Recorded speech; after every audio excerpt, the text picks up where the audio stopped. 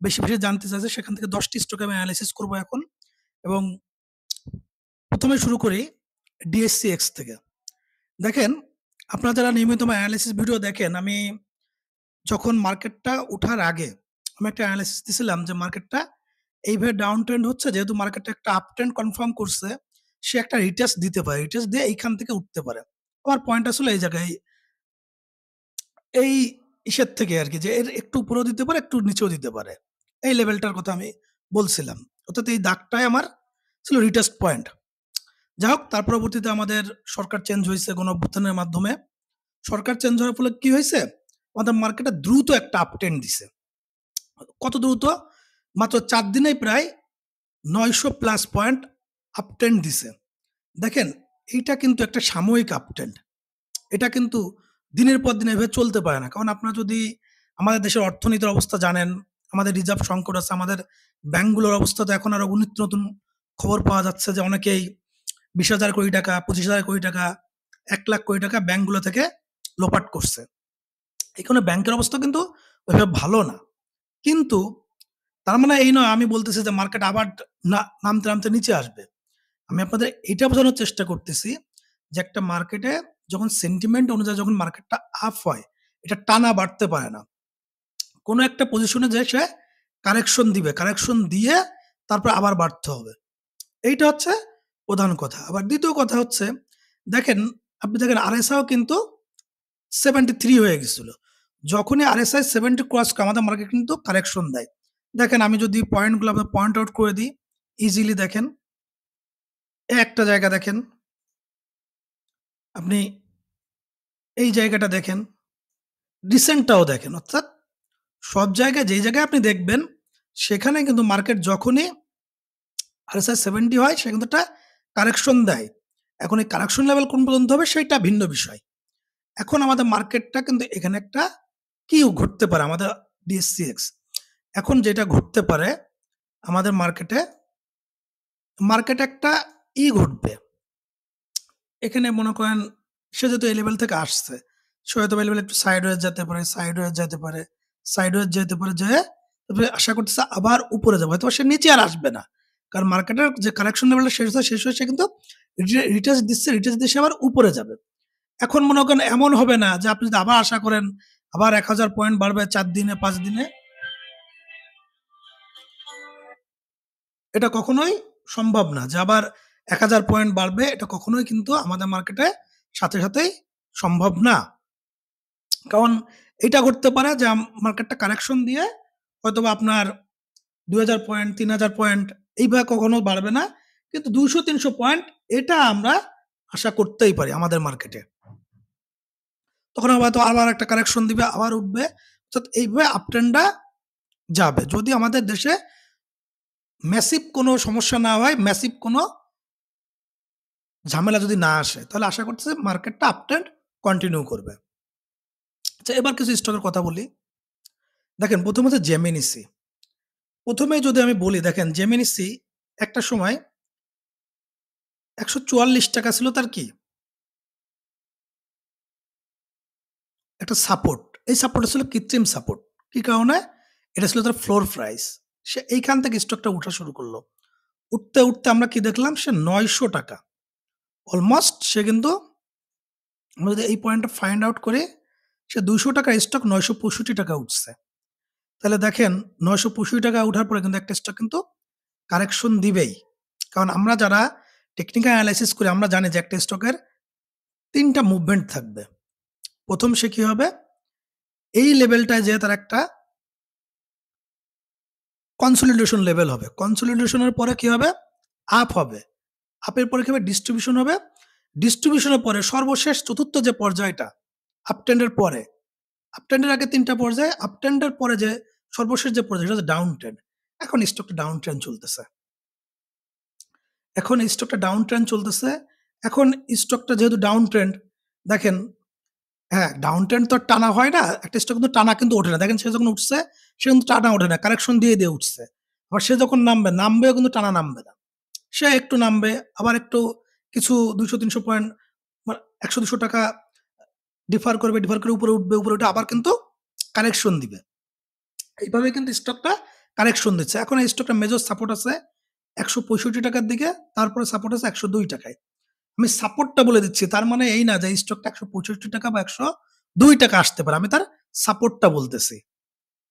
যে পয়েন্টে কেউ এন্ট্রি বা এভারেজ যার পছন্দ অনুযায়ী ইচ্ছা করলে করতে পারেন। সেটা আপনাদের ইচ্ছা। এখন সোজা কথা হচ্ছে স্টকটার আপ ট্রেন্ড পজিশনটা শেষ। এখন স্টকটার ডাউন ডিস্ট্রিবিউশনও শেষ। এখন স্টকটার যে ফেজটা চলতেছে সেটা হচ্ছে ডাউন ট্রেন্ড ফেজ।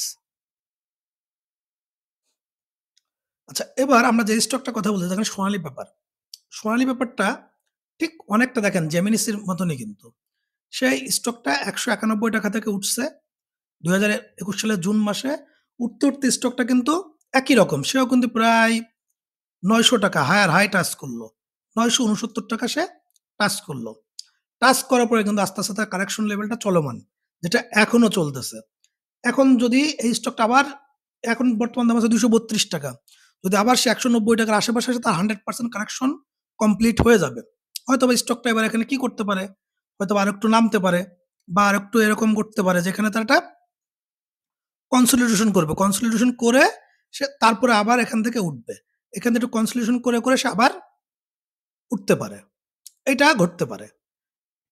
অর্থাৎ তার ডাউন ট্রেন্ড চলতেছে, এটা এখন চলমান আরকি। আর তার মেজর সাপোর্ট যদি ধরেন তাহলে ৳১৯১ তার মেজর সাপোর্ট।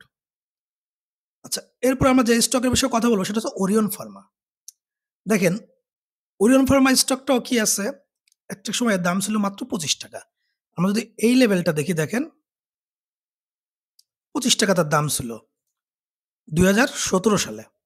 তারপরে এই স্টকটা আস্তে, আস্তে টাইম নিতে সে কালেকশন মুড থেকে আস্তে আপ ট্রেন্ড এ গেল। আপ ট্রেন্ড এ উঠতে সে কিন্তু একটা সময় যেয়ে সর্বশেষ ৳১৫৭ পর্যন্ত উঠল। তারপরে কিন্তু তার এখন কারেকশন ফেজ চলতেছে। কারেকশন বলেন অথবা তার ডাউন ট্রেন্ড চলতেছে। এখন ডাউন ট্রেন্ড চললেও স্টকটার পরবর্তী মেজর সাপোর্ট লেভেলটা হচ্ছে ৳৪১, তারপর আছে ৳২৫। এখন এই ওরিয়ন ফার্মা সে ৳৪১ বা ৳২৫ আসবে কিনা এটা মার্কেটই ভালো বলতে পারবে বা মার্কেটই ডিসাইড করবে। বাট আমি তো আপনার সাপোর্টটা আমি বলে দিচ্ছি। আপনাকেও কিন্তু আমার কথা শুনে কোন স্টক বাই ও করবেন না, সেল ও করবেন না। আমি জাস্ট স্টকটার ফ্যাক্টটা বলে দিচ্ছি। স্টকটার ভিতরে কি আছে বা টেকনিক্যাল চার্টে কি দেখা যাচ্ছে, আমি সেইটাই আপনাদেরকে বলে দিচ্ছি। এরপরে যে স্টক সম্পর্কে অনেকে জানতে চাইছে সেটা সালাম সিআরএসটি বা সালাম ক্রেস্ট সম্ভবত স্টকটার নাম। দেখেন এই স্টকটার মেজর সাপোর্ট ৳১৮.৬৭। স্টকটা কিন্তু মেজর সাপোর্টটাও ভেঙে ফেলছে এবং এটা তো ২০২০-২১ সাল থেকে এই সাপোর্টটা চলতেছিল। এখন এই স্টকটা আরো নিচে আসবে কিনা এটা তো আসলে বলা সম্ভব না। কিন্তু সে তার মেজর সাপোর্টটা ভেঙে ফেলছে এবং সে কিন্তু দেখেন একইভাবে যদি আপনারা চিন্তা করেন যে এই স্টকটা কিন্তু একইভাবে যদি আমরা এই পয়েন্টটা ফাইন্ড আউট করি, এই পয়েন্টটা যদি একটা ধরি, দেখেন সে কিন্তু একটা করছে। একদম চাঁদের মতন করে সে ঘুরে চলে আসছে স্টকটা। এখন স্টকটা যেটা ঘটছে, সে এখন ডাউন ট্রেন্ড শেষের পর্যায়ে আছে তো আরেকটু ডাউন ট্রেন্ড হবে। তারপরে হয়তোবা আস্তে সে কালেকশন মুড এ যেয়ে আবার ঘুরে দাঁড়াবে। এখন সময় নিবে। এটা কতদিন সময় নিবে এই স্টকগুলো আসলে এভাবে তো বলতে পারব না। কিন্তু আমি তার চার্টের যেটা দেখা যাচ্ছে আমি বুঝতে পারতেছি, আমার কাছে মনে হচ্ছে সেটাই আমি আপনাদেরকে সাথে শেয়ার করতেছি। এরপরে দেখেন যে স্টকটা আছে এলআরবিডিএল। আচ্ছা, এলআরবিডিএল স্টকটায় দেখেন সে একটা ডাউন ট্রেন্ড এ ছিল। প্যারালাল চ্যানেল অনুযায়ী সে একটা ডাউন ট্রেন্ড এ ছিল। ডাউন ট্রেন্ড এ থাকার পরে স্টকটা কিন্তু ডাউন ট্রেন্ড একটা সময় মানে সোজা কথা যদি বলি, সে কিন্তু একটা সময় যেয়ে তার ডাউন ট্রেন্ডটা পার করে সে কিন্তু আপ ট্রেন্ড এর চেষ্টা করছে। এখন এখানে রিটেস্ট করছে। এখন এই রিটেস্ট করে সে এদিকে যদি না নামে, এইদিকে যদি না নামে তাহলে তার পরবর্তী গন্তব্য এই দিকে যাবে। এখন কতদূর কি যাবে সেটা পরের কথা। কিন্তু যদি সে এইদিকে না নামে, এদিকে যদি না নামে তাহলে তার পরবর্তী গন্তব্য উপরের দিকে। কারণ সে ডাউন ট্রেন্ডটা শেষ করে রিটেস্ট করার চেষ্টা করতেছে।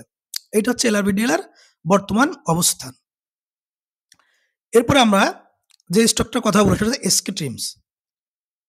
দেখেন এসকে ট্রিম স্টকটা একইভাবে দেখেন চন্দ্রাকৃতিভাবে সে কিন্তু করছে তার যে লেভেলটা থেকে সে উঠা শুরু করছিল এই যে ৳২৩ থেকে ৳২৩ লেভেল থেকে সে কি হলো? উঠতে স্টকটা কিন্তু একেবারে ৳৩৭ পর্যন্ত উঠলো। উঠার পরে এখন স্টকটা ডাউন ট্রেন্ড এ ছিল। ডাউন ট্রেন্ড তার 100% কমপ্লিট। এখন স্টকটা দেখেন এখানে পুরো লাস্ট গত দিনের আগের দিন যে ২ টা ক্যান্ডেল, এই ২ টা ক্যান্ডেল বলতেছে যে এই স্টকটা কিন্তু একটা সাপোর্ট নেয়ার চেষ্টা করতেছে।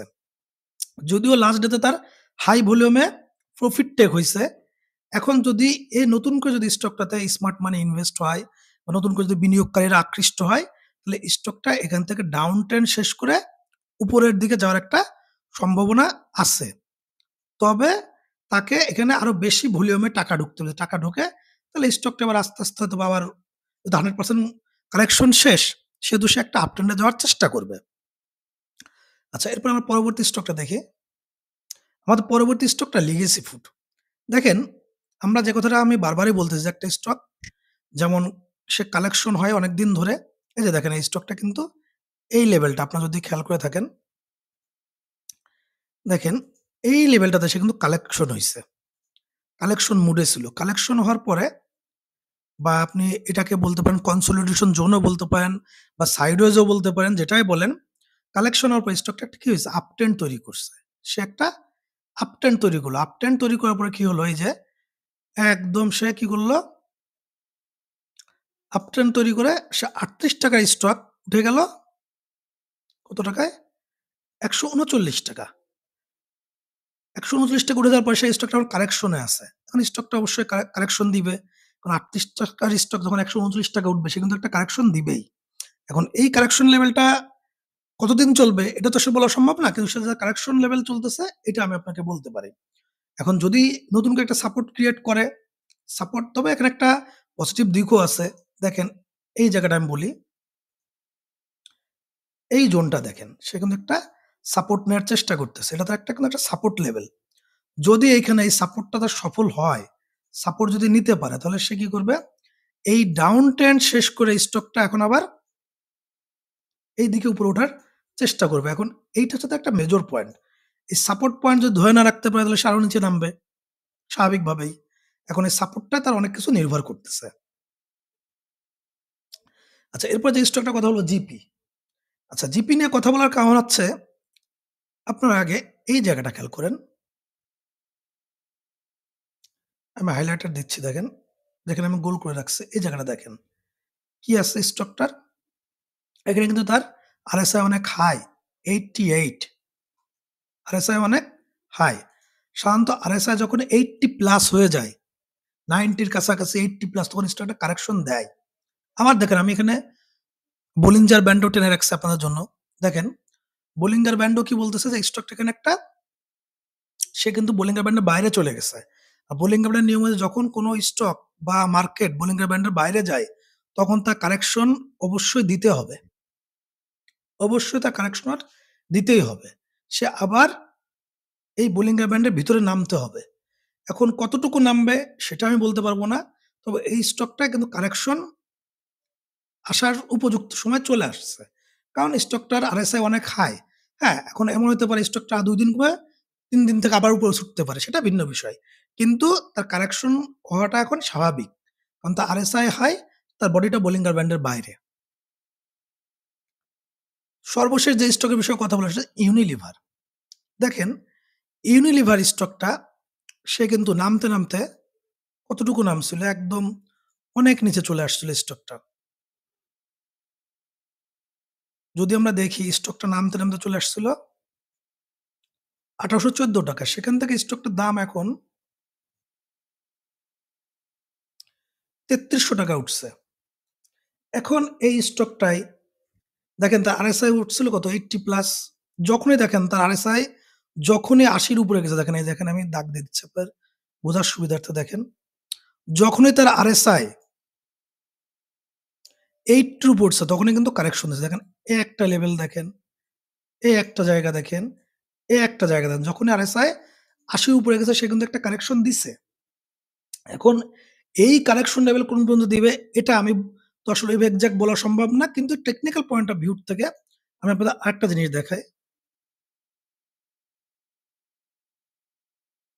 দেখেন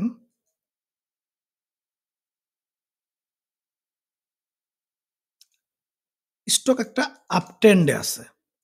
এখন যদি আমি এই পয়েন্টটা বাদ দিই, যদি এই পয়েন্টটাও ধরি,